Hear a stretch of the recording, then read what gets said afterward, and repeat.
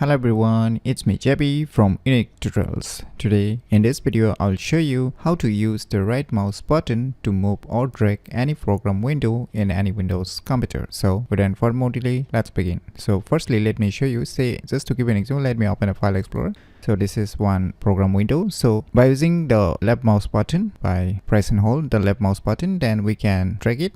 But if I try to press and hold the right mouse button and if I try to drag, so you can see here it's not moving. So by default we don't have any option to use the right mouse button to move or drag any program window. So for this, what you need to do is just open any web browser and the Google search for one application named as DragWin. On the first list you will see its developer website. Just click on it. Now on the right side you can see here releases. Just click on it. Now just below the assets you will see one file name dragwin.exe. So you need to download this file.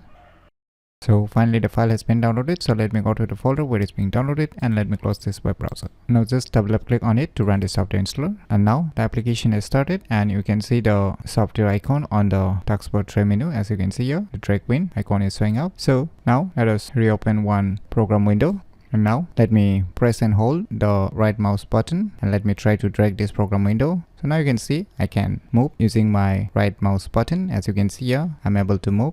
And now if I exit this application and if I try to move using the right mouse button again, let me press and hold the right mouse button and let me try to move this program window. So now you can see I'm unable to move this program window. So by using this application named as DragWin, you can easily use the right mouse button to move or drag any program window in any Windows computer very easily. So if you never known about this cool application, then you should definitely give it a try. So if you find this video tutorial useful, please click on the thumbs like button, and if you're new to our channel, click on the subscribe button. And lastly, thanks for watching.